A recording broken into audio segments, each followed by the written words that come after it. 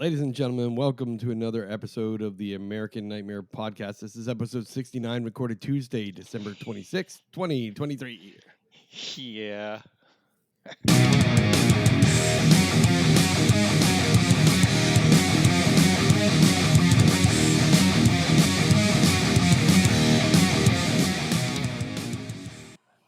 All right.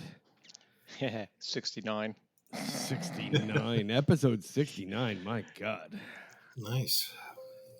Yes, it's just a day after Christmas. Hope everyone had a great Christmas. Got all the Christmas horror presents that you wanted. I got a big haul of movies. I was just showing that to Chris. And had the pleasure of on Christmas Eve watching Death Rider and the House of Vampires, the new Glenn Danzig movie, and I understand now why it didn't have a distributor. I'll say this much: it was better than his first movie, so at least he's learning stuff. Well, that's good, but not by much. Not really, no.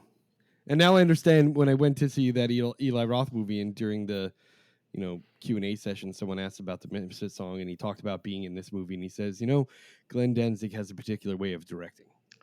Now I understand. So, but I'll tell you, Julian Sands was the lead vampire. Devon Sawa was Death Rider. Those two guys were in the wrong movie. They were both acting seriously and very well, by the way. Like, Devon Sawa was fucking amazing. Julian Sands was typical Julian Sands, and this was his last movie because he died shortly after that. He went on the hike and was lost. But everyone else was really fucking bad at acting. Well, except for Eli Roth. Eli Roth hammed it up. Like, you could tell. He's like, I'm in a fucking B movie. I'm going to be a fucking wild maniac. And, man, did he overacted, really.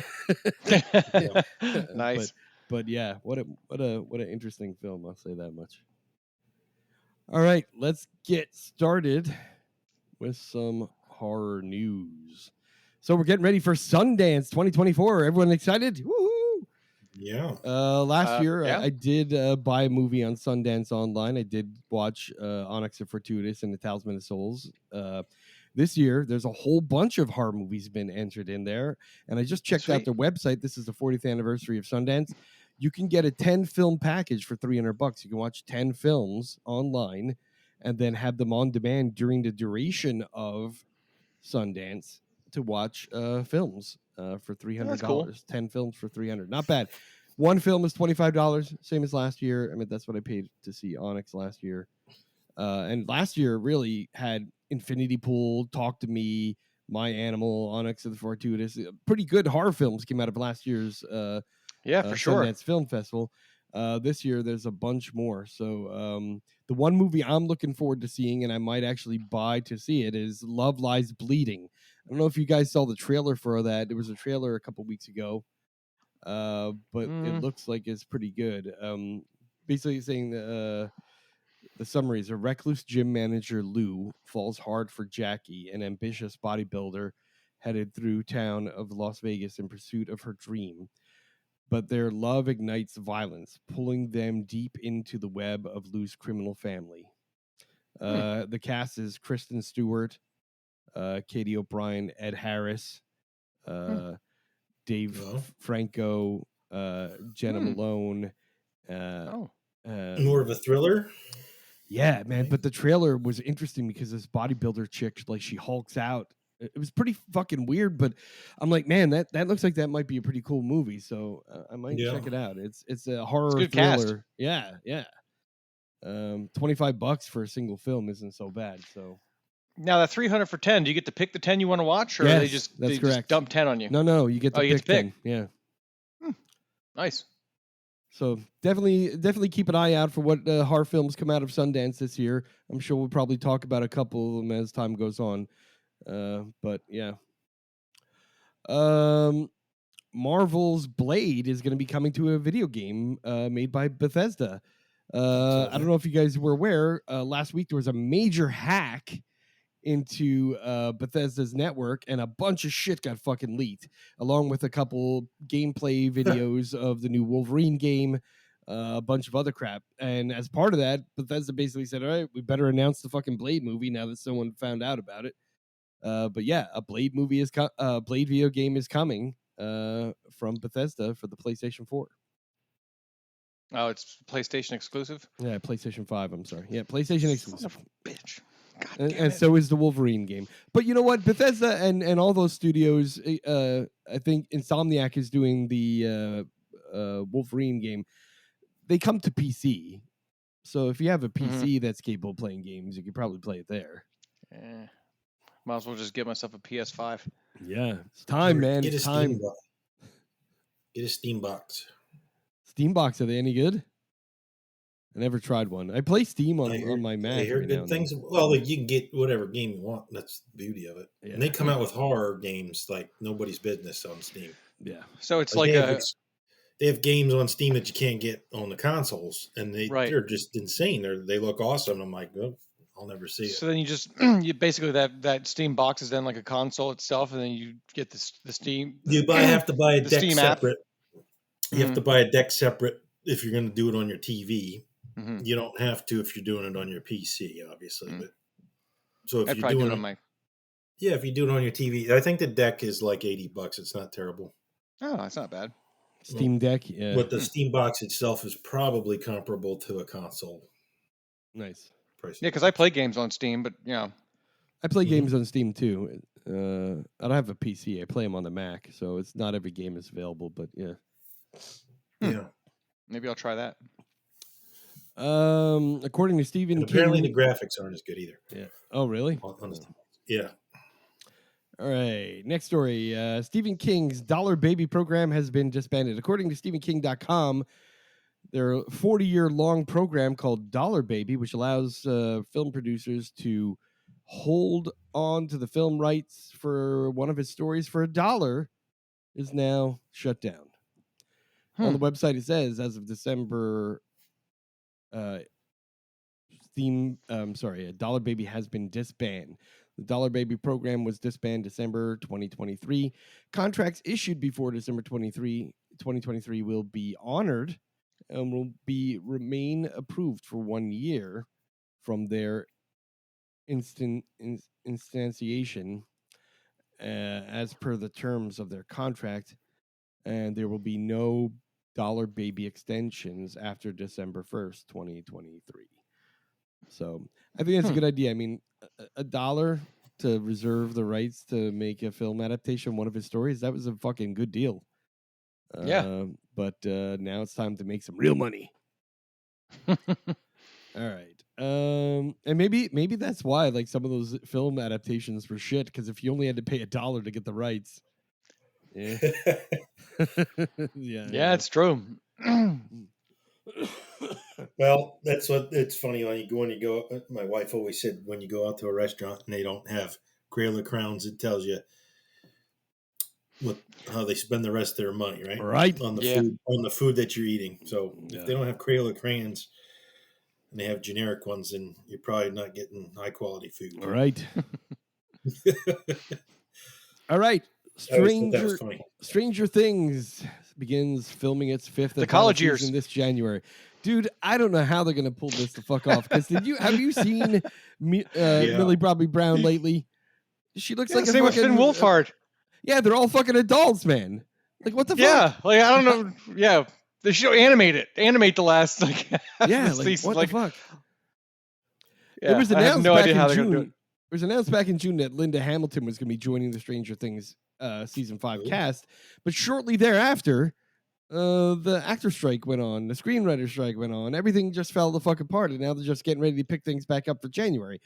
However, it does say that the 10 Cloverfield Lane and Prey director Dan Trachtenberg will be joining by directing one of the episodes.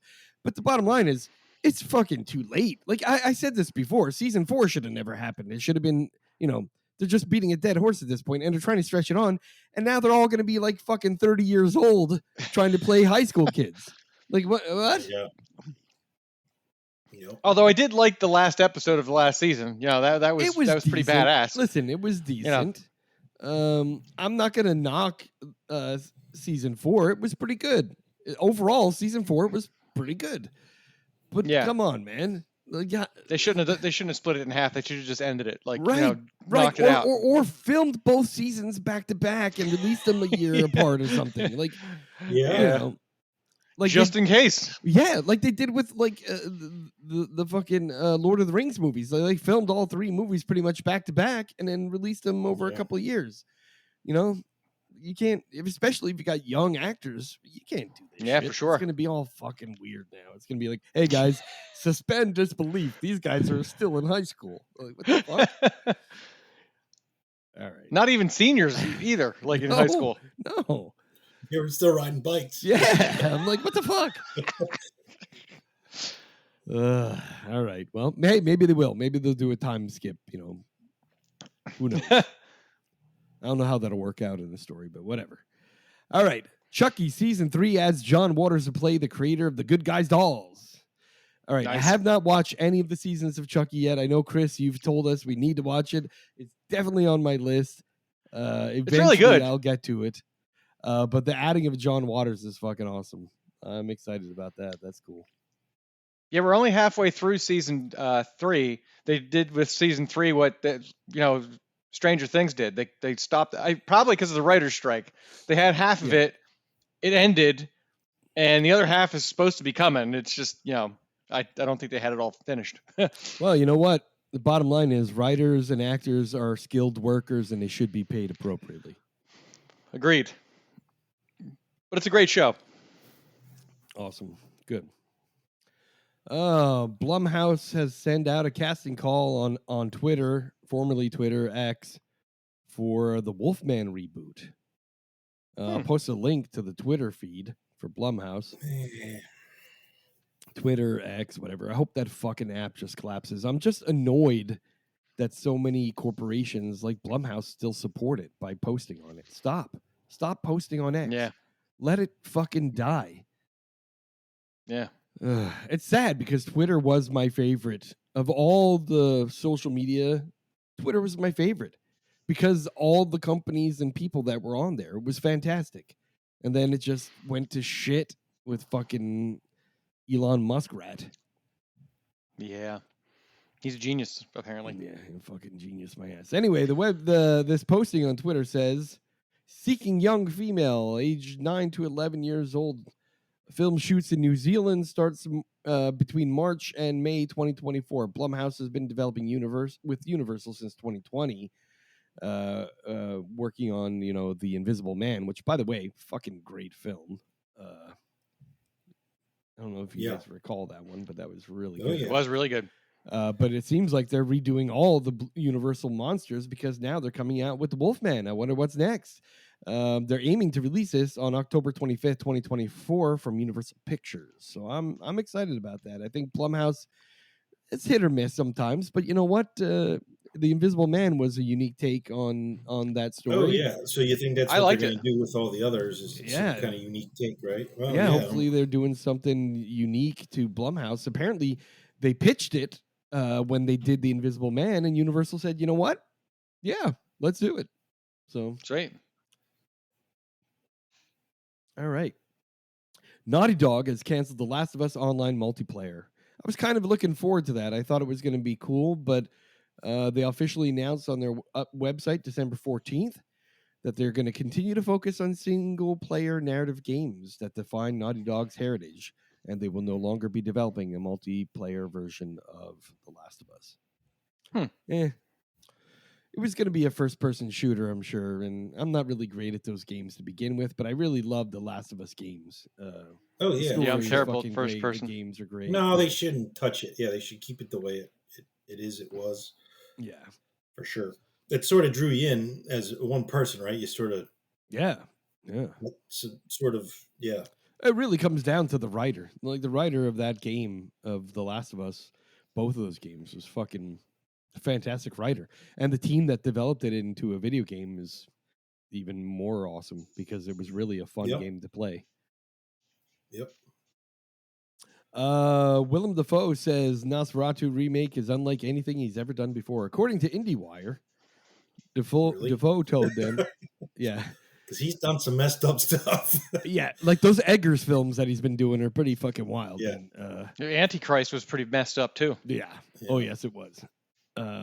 Yeah, so according to IndieWire, he says, Robert Eggers gets better and better and better and more articulate, more top of his game every time I work with him. It opens in December of next year, which is a long time away. Trying to be optimist. I think the studio must feel very strong about it because that's quite a tough slot. So I'm excited about that. I saw some footage when we were shooting, and I can honestly say, visually, it was unlike anything I've ever seen or have ever been part of. The look of it and how it was shot is absolutely extraordinary. And he wouldn't give it any more details, but I'll tell you what, Focus Features will giving Nosferatu a theatrical release on Wednesday, December 25th, 2024. That is quite a prime slot. You know, those holiday movie time. Yeah, they must be feeling really, really secure about what they're doing with Nosferatu. I am pretty excited. I love that's encouraging. Nosferatu, and I loved all the other remakes, especially that one that was like about the acting that Dafoe was in before. Max Schreck. Yeah, with Max Schreck. Yeah. Like that was fucking great. I'm excited about this. So this sounds pretty awesome. And to hear that Dafoe is excited about it makes me even more excited about it. Like I said, those Robert Eggers films get fucking weirder and weirder every time you see one. Yep. The Lighthouse really was like, oh God, yeah. I was excited to see that, and I was like, oof, it's fucking wild. Yeah. A new fund, the Stars Hana Fund, aims to line up video games based on movies. The fund combines Peter Liu's Stars Collective and the Chinese firm Hana Investment and Starlight Media. The three partners hosted a launch event in LA last month. The idea is to invest in verticals including film, TV, comics, games, collectibles, consumer goods, AI, and new tech over the next 3 years. The fund is partnering with game companies including Tencent, which that's a Chinese company. They make shitty fucking cell phone games. And Tencent-owned DreamSky Technology, as well as HYJZ and Foreverine, to develop games based on the following projects. Garfield the Movie starring Chris Pratt, Every House is Haunted from Sam Raimi and Roy Lee, The Burden by James Wan and Sam Raimi, Hunting Season from James Wan and Don Murphy, James Wan's The Call of Cthulhu, Mass Extinction and GMO, and The Goxfather with William M. Chu, and Memory Lost in Space based on the novels by Tong Hua. I'm excited about. First of all, we talked about. I think we might have texted each other back and forth about this, or I posted it on Facebook. But James Wan working on Call of Cthulhu, that is fucking exciting. Yeah, for sure. That could be some good shit. It could easily be fucked up too, but I put my faith in James Wan. So, yep. I posted last week a trailer for a new film that is a Shudder original, Destroy All Neighbors. That thing looks fucking wild. Yeah, it does. Oh my God.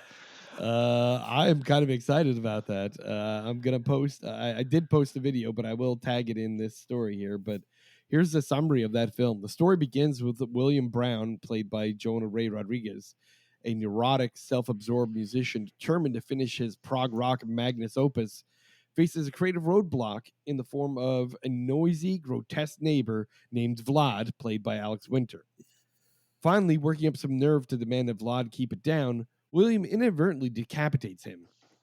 But while attempting to cover up the murder, William's accidental reign of terror causes victims to pile up and become undead corpses who torment and create more bloody detours to his road to prog rock Valhalla. Destroy All Neighbors is a twisted splatter comedy about its strange journey of self-discovery, full of goopy practical effects and well-known ensemble of cast, and lots of blood.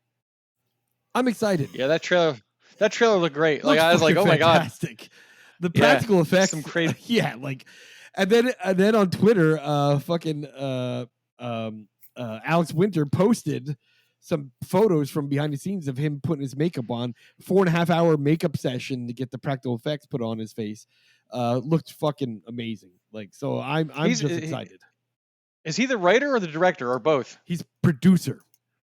A producer, okay. Yeah. I knew besides starring in it, I saw his name attached for something else that I couldn't remember what. Yeah, producer. Part of his production company is producing this, so they must have read the script and said, "This is fucking wild. Let's do it."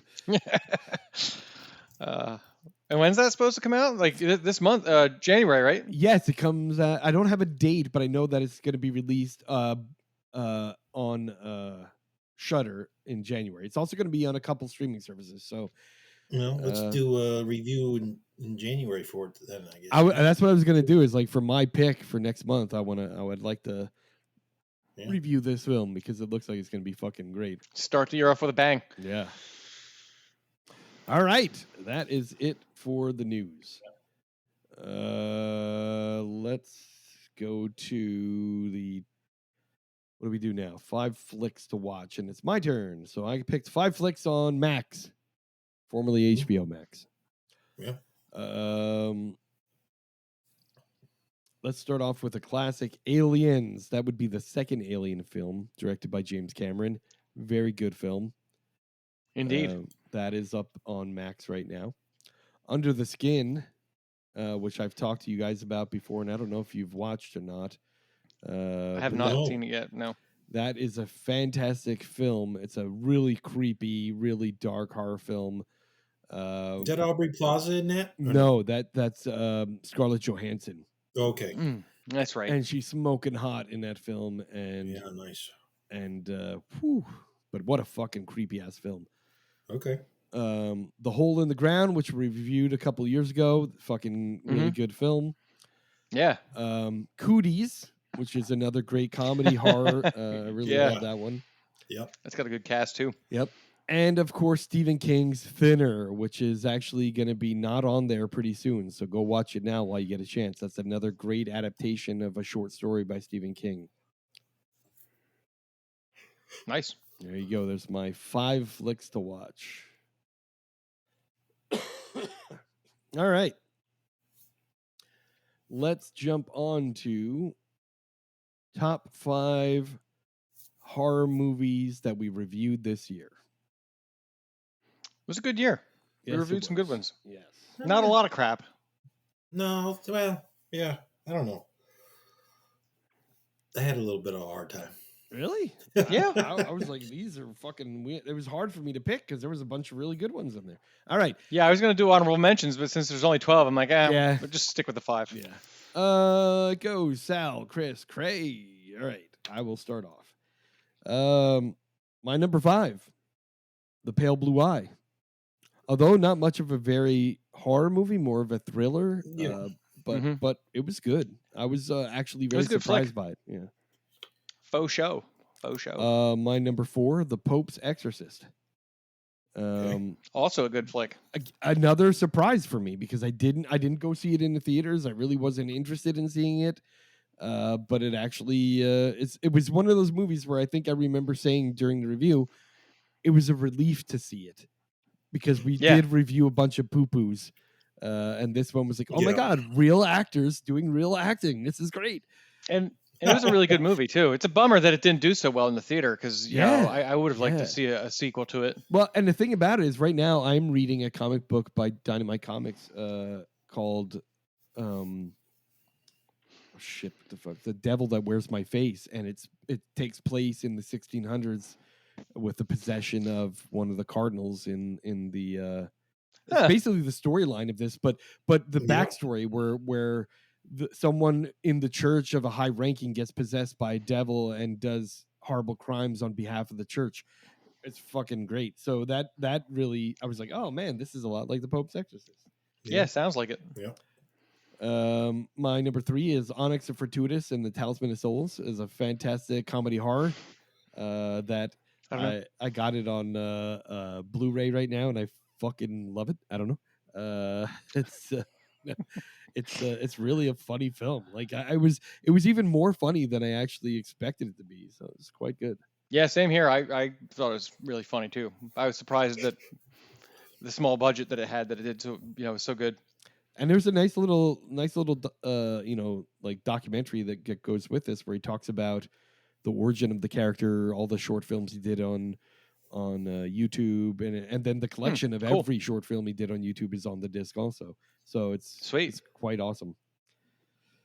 My number 2, Evil Dead Rise. Another one that was a real surprise to me. Like I knew it was going to be a good Evil Dead film, but I was really surprised at how good it was. Yep. Just great. I'm looking forward to the future of the Evil Dead franchise, considering, they've done a couple really good ones now. Yeah, for sure. And my number 1, Pearl. Yeah. Please, I'm a star. Yeah, I fucking love that film.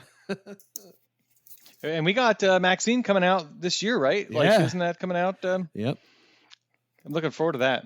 I don't know. Actually, it might have gotten delayed. Who knows? Because of all the fucking writer delays and the strikes and shit. Who knows? But it's supposed to be coming out this summer. So we'll see.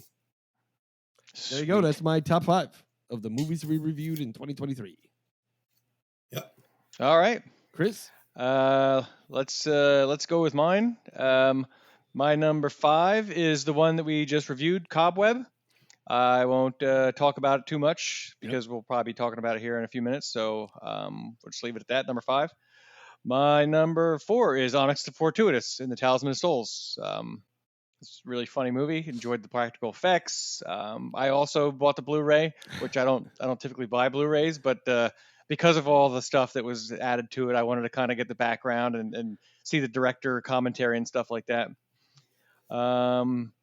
My number 3 is The Pope's Exorcist, which we Sal just talked about that a little bit, so I won't get to, it's funny. My last 3 are pretty much the same. So number 2 is Evil Dead Rise, and number 1 is Pearl. So nice.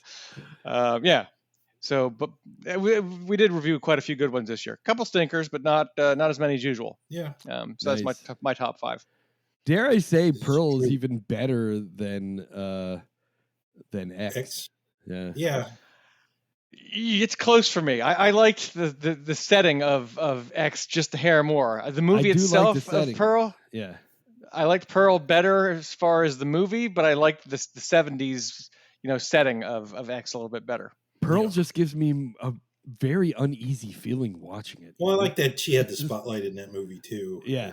She stole it, right? I mean, the first one she had a smaller part. It's not right that she didn't win best actress. Come on, man. Or at least have been nominated. What the fuck, man? It's snubbing horror movies is pissing me off, man. Yeah, it's bullshit. Yep. All right. Similar list. Number 5. Went with The Pale Blue Eye. Nice. Again, that was a good flick. It was. Yeah. Again, not a horror, but I guess there was some good kill scenes in there. Yeah. Yeah, and suspense, and it's a little creepy. Yep. Yeah, the setting was good on that one. Number 4, I went with Onyx the Fortuitous. Nice. I don't know. Yep. I know. That's usually not my sweet spot, is the horror comedy. Like Chris loves the horror comedy, but no, this one loved it. The practical effects were amazing in that film. Yep, they were. Number 3, I went with All the Moons. I contemplated having that as my number 5 because really that was pretty good. Yep. Again, I guess not a super duper horror movie, but story was really, really, really good. Yeah, that was that family, right? No, that was family that does. It was the girl that get turned into a vampire.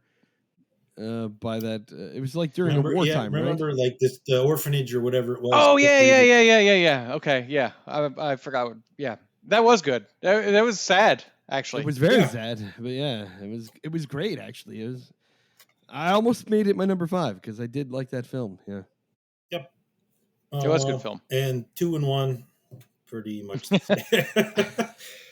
Evil Dead Rise and Pearl for my number 1. Wow. I can't believe the 3 of us got number 2 and number 1 the same all the way across the board. Yep. That's fucking great. That is funny. Well, that's because they were great films. They were really good films. Yeah.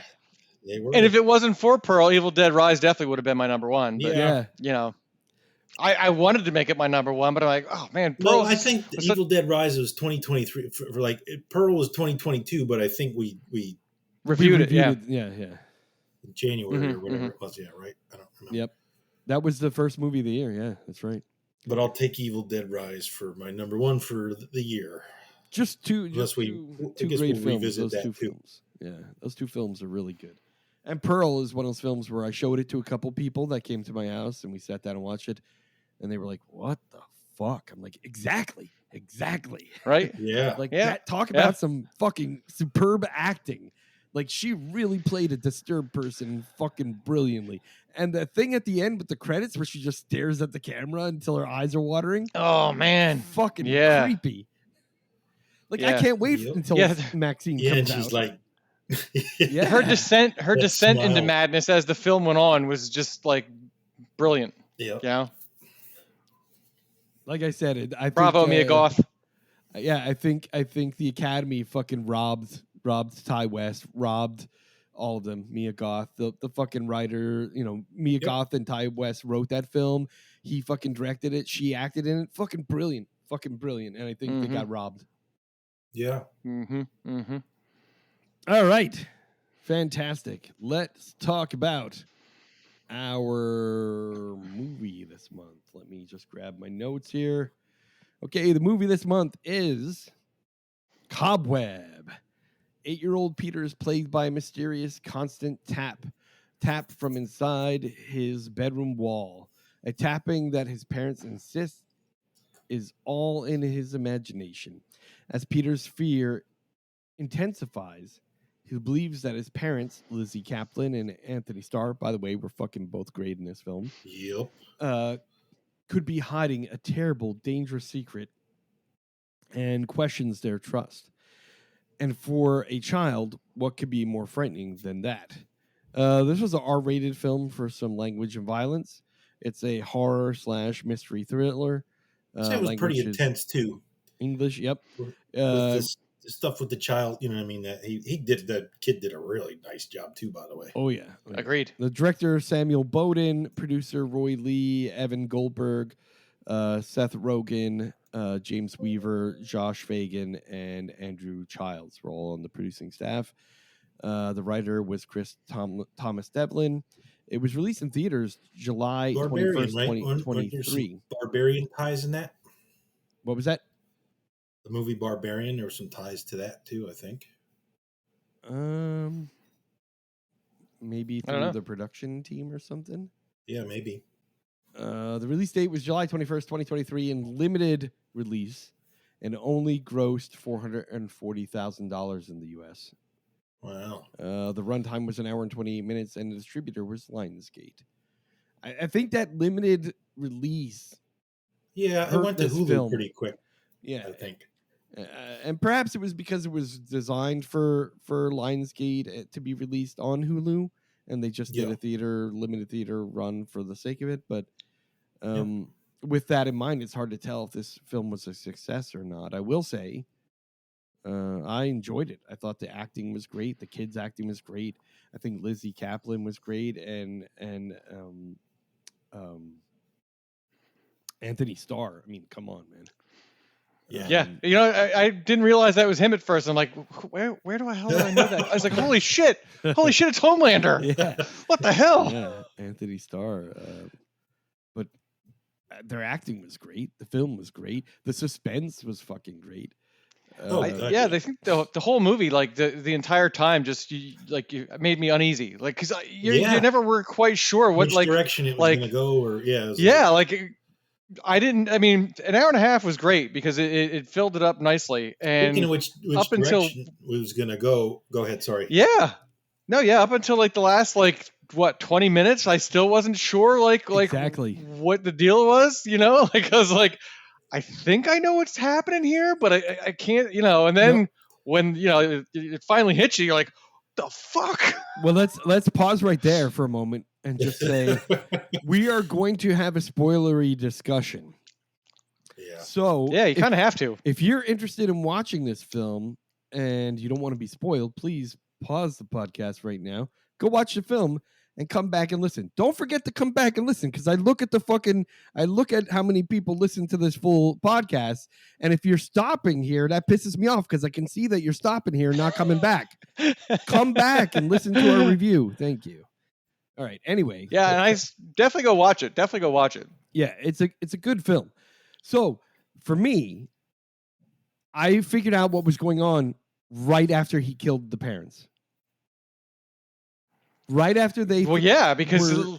I was like, oh, shit. He shouldn't have killed them. They're not the bad ones. Yeah. And then I was like, oh, fuck, now what's going to happen? What is wrong with this chick behind the wall? Like, what's really going to happen here? I was panicking. They were sort of bad, though, aren't they? Yeah, they kept giving you those vibes that they were something, hiding something, which they were, but, more of because of their shame or whatever. I don't know. Yeah. Well, and the thing is, they could have redeemed themselves by at least being honest with their fucking kid, which I'm sure they felt like they couldn't be. But once he started hearing the noises and talking about a girl in the wall, you can't just brush it the fuck off, especially if you're hiding a girl in the wall. Like, what the fuck? Right? Yeah. And then there was the bones in the yard, and you didn't know what that was either, right? Right. The parents did it to this girl that was down the road. Yeah. So basically, this kid that gets picked on in school comes home. It's not any better at home, and he sort of sends an SOS out to this teacher of his. And he's getting picked on, and then getting the teacher bullied. Goes to the house. Oh, that was the most for me, on the edge of my seat, is that hammer scene. Yeah, I thought for sure she was going to get it. He's going to whack her 3 or 4 times, and then cuts off, and then he it's oh my god, he didn't do it. And then he comes out to the car again. He's like, oh, he didn't do it again. It was same here. He's like, you forgot your keys. And then you realize where he gets that cut. Apparently they're still up there feeding her or whatever the hell. She comes out with a pitcher, an empty pitcher. The one time I'm like, what are they feeding her, slop or what? Dude, all I know is those were all just fantastic misdirection. I really felt for sure they're those parents were up to something insidious, especially after the fucking nightmare scene, right? When the kid wakes up with the nightmare about his mom. That scared the hell out of me, man. Yeah, I was like, there's definitely when his mom sprinted down the hallway. Yeah, there's definitely something wrong with those fucking parents, and it was a fantastic misdirection on part of the writer, which I'm pretty sure the production team that picked this up did that because, look, great misdirections, great fucking writing. The audience is going to love this, and I loved it. Atmosphere was awesome, right? The backyard with all the pumpkins. It was the house was rickety. It just made you feel like there's something not right about those parents. It made you feel that the parents were, but the inside was the opposite, right? The inside was kind of nice. They didn't have cell phones apparently or something. It was they had landlines, which is weird, right? Then the voice in the walls telling you that your parents are messed up because I'm your sister and they locked me in here. Well, shit. All right. Right. And then you feel as the kid, you feel well, I'm in danger. The way my parents behave. Plus, once they fucking locked him into the basement there to punish him, I was like, well, that sealed it for me.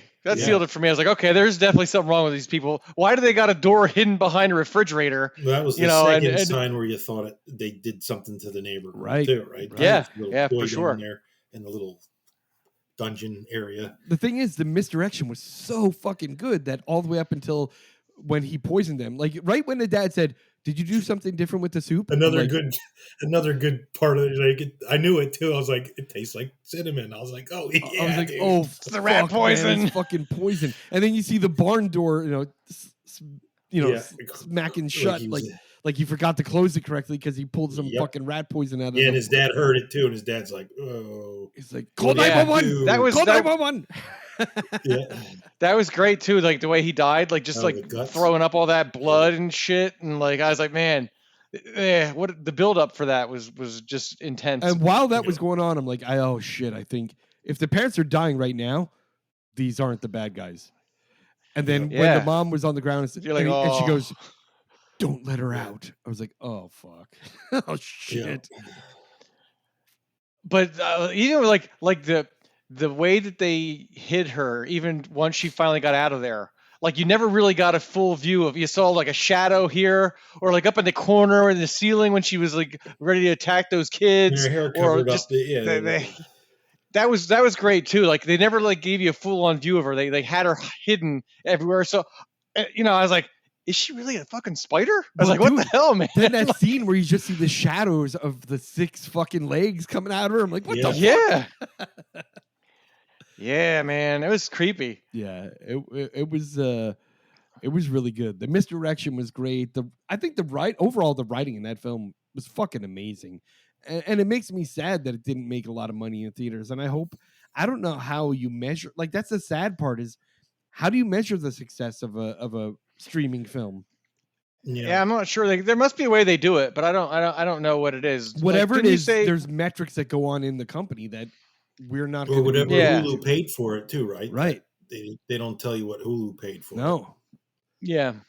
I mean, you can look online. It does show you that the production costs. You can see the cost of making the film, but it only made $440K. It was a couple $1 million to make that film. Like that's sure there's big actors in it. Yeah. Yeah. And like I said, they dump money into it for sure. Like I said, just the cinematography and all that other.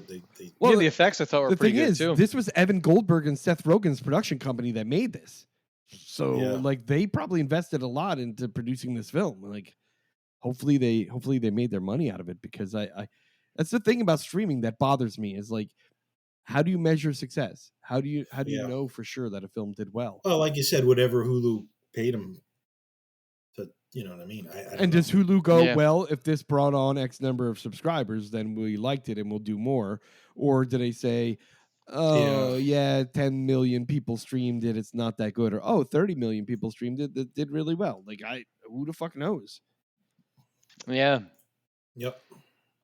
Yeah. But anyway, I like when just when I thought like it was okay, she has the kid cornered, then bullies show up. That to enact the revenge, and they're in there smashing the house up, and I'm like, oh shit, this is not going to end well for these kids. That part was brilliant. That part was brilliant because it was a complete distraction in that moment in the film, because you thought the kid is fucked.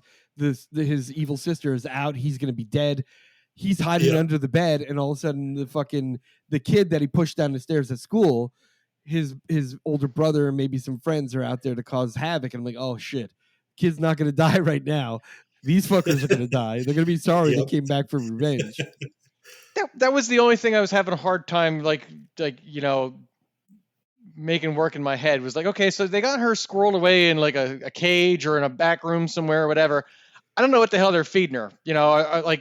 Obviously she walked out of that door with a pitcher one time. Are they feeding her fish heads? Are they feeding her pumpkins? Like, I didn't know what they were feeding her. Yeah. And okay, she was born as some monstrosity, but the way she was moving around the house and like fucking them kids up, I'm like, what? Like she's got like super speed, or like, and then she's like she comes super. Well, we get it. We get an exposition from her that explains how that is, right? Because she says to the little brother, they kept me locked up in there with spiders, with rats, and I learned how to crawl, and I learned how to bite. So basically, she was mimicking the rats and the spiders that she was trapped with. And that's why when the noises that she makes when she was climbing was like rats scurrying. I don't like every time you could hear her move across the ceiling, it was like rats running. Oh yeah, so okay. She was like, she learned and mimicked the spiders and rats that she was trapped with. It was kind of fucked up to think about, but like she gives that little like couple lines of exposition to the kid, saying that when I was born, I wasn't right, and not every kid could be loved, and not every kid is, special. Perfect like you. Perfect like you. And I had to learn how to crawl. like the spiders and bite like the rats, and it's like, well, fuck, shit. Yeah, and then they kind of left it open for like a possible sequel at the end. There, they left you hanging because she said, "You may think that I'm here, but you're always going to be looking over your shoulder, wondering if that noise you heard or that shadow you saw." And I was like, "God damn." Plus, like, dude, when she finally got face to face with the teacher, like, they didn't give you a full body shot of the girl, but when you saw her fucking face, how her eyes were like bulged out and her teeth were all fucked up, I was like, God damn, what the fuck? Yeah. Well, she told him that too when he wanted to look at her through the wall. She's like, "You're gonna scream, and then they'll know." He's like, "No, I promise I won't scream." And he looked through and he was like, he like backed away. I'm like, shit, I wonder what the hell she looks like. Well, that's the thing too. Is like I didn't. Like at first, I thought, there's a whole genre of films like the blackness under the floor, or what was that? The deep dark. There's always those like bodies. Someone killed somebody. The body is underneath the floorboards, or the body is in the lake out back of the house, and it's like you're getting haunted by the spirit of someone they killed. That's what I was first thinking this movie was. The parents killed that little girl. This is the spirit of her trapped in the wall because they hid the body either in the wall or in the house somewhere. And when you first look and he looks and she peeks, the eye is kind of like reflective and almost white, like a corpse, right? So I'm thinking, oh, this is like the spirit of the girl trapped in the wall trying to lead the boy to where the body is to get the parents in jail. There was a lot of legit. Yeah, there was a lot of great misdirection in this film, and that's kind of why I really loved it. Like, I was on edge for a good portion of this film, and also thinking, what the fuck is going on? Like, is it this kind of movie? Is it that kind of movie? Is it, like, you really they didn't give you enough to really, because there's so many films they gave you enough, but they gave you enough to be on the edge of your seat, right? To keep you interested and keep you wondering. But because a lot of films make the mistake of like giving you too much, so that if someone like us that were like horror film aficionados, we watch this shit non-fucking stop. There's nothing that you can do in a horror film that we haven't seen somewhere from the 1960s to now, right? But and often we'll watch a modern horror film and go, I know exactly what's going on. Like halfway through, you'll be like, I know this. This is a whole genre. They're doing all the same tropes that this genre does. Blah blah blah. This one evaded all of that. Like it did a good job. Real good job. Yeah, it misled you in so many directions that it was brilliant, and I loved it. There's lots of levels. There's lots of levels to it too, right? Yeah, and that's what kept you. It's like they just kept adding level on with the parents, and then you got to the level where you're like, well, it's definitely them, right? And then and then that's where the big hook comes in. Yeah, oh shit, and they're like, oh shit, if they're dead, it ain't them. What a fucking brilliant film. I really, really enjoyed it. I didn't pick it for my top 5 of our reviewed because I felt those other films were better, but this one still, it was really good. It was really good. I wouldn't mind seeing a sequel to this. Like, I wouldn't mind if they went further and gave us more story. Since obviously at the end she's not dead, she is trapped in that cage in the basement. And what happens from there, I don't know. Almost like a prequel, maybe, sort of, kind of, right? Yeah. Or someone moves into the house gets sold or something like that, and some family moves in, and they can tell you the story about the girl at the end of the street and what happened there. You know what I mean? They could really. I mean, because clearly at this point, at the end of the film, they showed the boy still in his bedroom when she's talking, saying, you're not gonna know whether it's me or whatever. But his parents are dead, so he's probably not there anymore unless he has a foster parent that moves into that house. I'm thinking maybe the teacher. You think maybe, or no, the teacher. I don't know. Yeah, I don't know. They didn't give us enough. I don't know. They didn't give us enough of a story to go with there. But wow, what a fucking! I really enjoyed that film. Same here. I'm gonna say good pick for me. 3.5 stars. Sure. I was gonna go 4. Yeah. Craig, what do you say? 4, 3.5, 4? 4. All right. Yeah. 4. We'll give it an American Nightmare podcast 4 stars. Wow. Yep. That was the last reviewed film for 2023. So that means next month, we will have a film picked by me, most likely, and it's probably going to be Destroy All Neighbors. Destroy All Neighbors, yep. And we will be reviewing the top 5. We'll be doing a top 5 of all the films released in 2023. That includes films we reviewed and films we did not review, because, of course, we are fanatics about horror movies, and we've watched all kinds of shit that we don't even review on here. Yeah, I watched, since the holidays here, I could probably do a top 10 list. Yeah. So let's do this. Let's do a top 10 horror films of 2023. I could definitely probably get 10. That way we can avoid honorable mentions. Anything that you might have put in an honorable mention, stick it in your top 10. Let's go with a top 10. So I think we'll go with that. We'll do the top 10 of 2023 and Destroy All Neighbors. That'll be our January film. So if you guys, listeners out there, get a chance to watch Destroy All Neighbors, is going to be streaming on Shudder. I also believe, let me double check on that. I think it's also supposed to be coming to theaters. Oh, yeah? Sweet. Let me double check here. I don't want to be misspeaking this. Destroy All Neighbors 2024.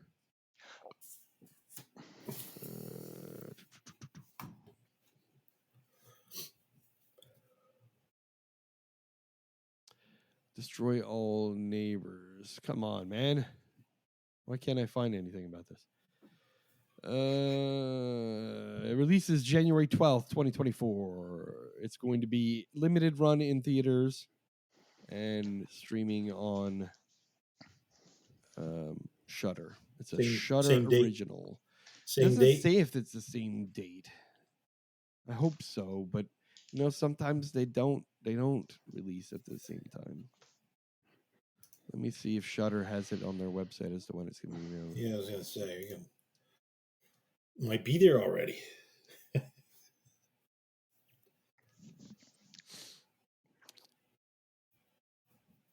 It says no, I can't see it. Just says, oh, all right. So it's going to be on Shudder and limited run in theaters on January 12th. Yeah. So start streaming January 12th. Cool. Same day. Nice. Very good. All right. So we're good for next month. That's awesome. I just want to take a moment again, as always, to thank all of our listeners. I see you guys. I know who's listening, and I know who's listening to the full episode, and I know who's listening only to the beginning and then turning it off. Fuck you, by the way. Also, I know that so many of you are listening. Why the hell aren't you giving us some feedback? I need more feedback. Yeah. So email us at feedback@the-american-nightmare.com or leave us a voicemail. 1-562-247-5855. You can leave me a voicemail. Tell me I suck. Tell me I'm an idiot. Tell me that the podcast sucks. Tell me that we should give up. Tell me what movie we should watch next. Tell me a top 5 list we should be doing. Give me some recommendations. I know that there's horror fans out there that listen to this stuff and go, why don't they review this movie? Well, here's your chance. Leave me a voicemail. 1-562-247-5855. All right. Thanks again to all of our listeners. And thanks again to all the subscribers. Tell your friends, tell your family, and we will see you next month. Yep. Peace out. Happy New Year.